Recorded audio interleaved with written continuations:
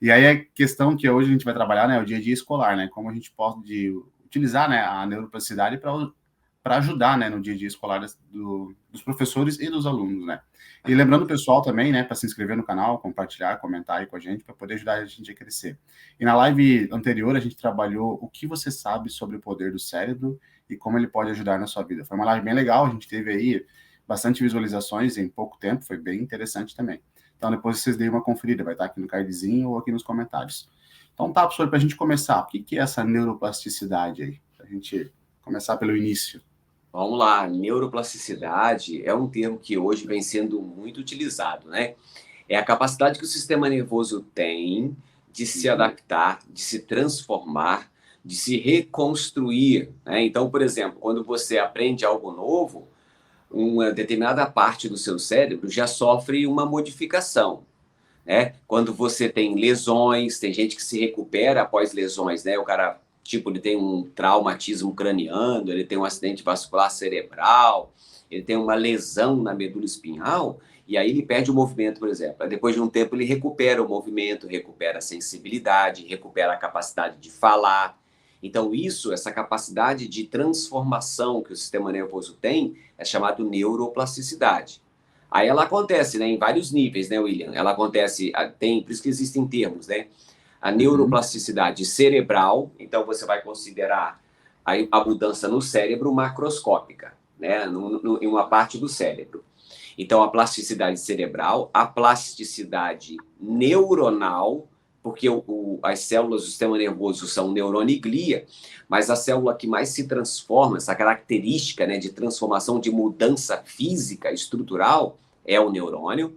Então, tem plasticidade neuronal e plasticidade sináptica, que é a comunicação que existe entre os neurônios. Então, essa comunicação ela também pode mudar suas características, entendeu? Então, eu fui do macro para o micro, agora eu vou do micro para o macro, né? Plasticidade neuronal, plasticidade sináptica e plasticidade cerebral. Agora fui para o macro, né? Ah, entendi. E quando a gente fala dessas três, né, pelo que eu entendi, sináptica, neural e cerebral, a gente consegue estimular elas para ficarem mais fortes ainda e automaticamente eu tenho mais neuroplasticidade? Exatamente. Então, toda vez, por exemplo, quando você fala em estimular, você está pegando aqui, pensa num professor que está dentro do ambiente escolar e chegou um aluno aqui, digamos, em fevereiro, início do ano. Chegou ali meio cru, né, tal, fica ali olhando para um lado e para o outro, primeira série, por exemplo, né, ali, olhando para um lado e para o outro, todos desesperados. E aí o professor começa, por exemplo, o processo de alfabetização, né? Começa, ele não entende nada direito das letras, o som das letras, né? Quando você junta as letras e forma um som específico, uma sílaba e tal, e aí ele não sabe nada disso. E depois de um mês, 2 meses, ele começa a construir, né, as sílabas e formar palavras, começa a escrever. Essas mudanças que a criança apresenta, né, por parte do estímulo do professor, é porque o cérebro da criança está se transformando através da neuroplasticidade. Acontece com essa primeira mudança no neurônio, nas sinapses, e depois muda o tecido do cérebro. Então, quer dizer, esse fenômeno da neuroplasticidade acontece muito por conta dos estímulos que o professor administra para o aluno. Então, você imagina o quanto de plasticidade acontece no ambiente escolar, né? Entendi. É o que eu estava pensando agora. O principal estimulador, né, para neuroplasticidade no ambiente escolar, que é o tema de hoje, é o próprio professor, né? É, é por isso eu até falo muito sobre isso. O professor deveria entender muito de neurociências, exatamente porque ele é um dos grandes, né, incentivadores da neuroplasticidade. Por quê? Porque quando ele estimula, ele está ali como uma figura central no ambiente de sala de aula. Então, ele é um professor, ele é um mediador, ele é o detentor do conhecimento, ele é um tradutor do conhecimento, vamos dizer assim, né? Então ele pega ali e aquele monte de criança, imagina, 25, 30 cérebrozinho, né? 30 cérebros desses aqui, que é esse Cru, meu de tão cru, cru. cruzinho de uma vez, e aí depois, a cada mês, o professor depois ele vai lá e pergunta, né? Tipo assim, deu um conteúdo uma semana, ele vai lá e pergunta, aí a criança vai, é tal coisa, professor? Isso, exatamente, você já vê que você provocou a mudança, você mudou. Por isso que a gente diz que, cara, não tem. Eu fico pensando, né? Se O não tem professor profissão melhor, pois é, cara, o professor é o principal agente de mudança, isso em qualquer lugar do mundo. Pena que a gente, às vezes, aqui ainda não valoriza tanto, né? Mas uhum. precisa, né? O professor sabe, precisa entender esse papel fundamental que ele tem na transformação no cérebro da criança e toda a repercussão a partir daí, né? Todas as transformações sociais passam pelo professor e, obviamente, pela instituição, né? Que é a escola.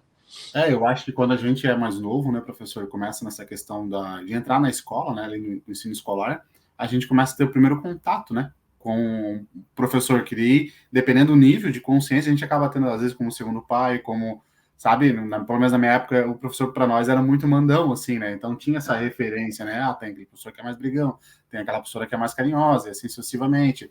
Eu lembro que tinha um professor de física, eu gostava mais de esporte, e dava muito melhor com ele, e assim Ah, sucessivamente, né, então a gente ah, acaba às vezes pegando algum hábito da pessoa. Eu lembro que tinha um professor, toda vez que ele ia lá, escrevia no quadro, lá com giz e tal, no finalzinho, ele pegava o lápisinho dele e jogava lá no lixo. Toda vez, quando ele terminava de escrever, ele jogava assim, toda vez. E aquilo ficou marcado como um professor que fazia aquela ah, situação, só que era uma história de geografia. Então ele ah, desenhava muito pelo quadro, fazia toda essa questão geográfica no quadro, sabe? Então a gente ah. acaba pegando alguma coisa dos professores, né? Então tudo isso é interessante, né? Porque não é só o ambiente nosso, né, dentro de casa, né, professor, que gera neuroplasticidade para a gente, mas é também, É, principalmente, na verdade, dentro da sala de aula, né? Se o dentro. professor Se você concorda. hoje, considera hoje, olha só. Uhum. Um pai hoje, uma mãe hoje que trabalha 8 horas por dia, até chegar ao trabalho, vamos botar aí 1 hora, né, para sair de Uhum. casa, até chegar no trabalho, e depois 1 hora para voltar. Então, 8, 2, 10. 10 horas ele fica fora de casa. Então, se ele sai de casa às 7 da manhã e leva o menino na creche, na escola, dependendo de onde for, ele fica muito tempo fora, o pai. Aí depois ele chega, o pai e a mãe chega, pega a criança às 6 da tarde, se ele não estuda, porque se ele estudar, é outra pessoa que pega, né? Uhum. Então, aí ele pega, fica ali de 7, 8, 9. Então, aí a criança já está com sono, porque acordou cedo para ir para o jardim ou para ir para a escolinha e tal. Então, o professor fica em torno de 3 horas, vamos botar assim, o pai, desculpa, os pais, né? 3, 4 horas com a criança. Enquanto que o professor fica, às vezes, né, 4 horas e meia, 5 horas, de 7h30 até meio-dia com a criança, por exemplo. E Uhum. ali, e prestando atenção, porque muitas vezes o pai e a mãe estão em casa, mas estão fazendo almoço, estão fazendo as tarefas do dia, e não está prestando atenção. O professor não, o professor está o tempo inteiro ligado num ambiente ali, né? Onde a galera está ali infernizando muitas vezes e tal. Estou falando do ambiente infantil, no caso, Sim. mas você imagina, né, que o professor ele fica muito tempo com a criança ou fica muito tempo com o aluno, vamos botar aí, né, de maneira geral, às vezes atento à criança mesmo. Então, muitas vezes ele acaba encontrando uma dificuldade, uma vantagem que aquela criança tem, porque muitas vezes os pais não conseguem prestar atenção, porque estão envolvidos com outras coisas, próprias atividades, né, do dia a dia.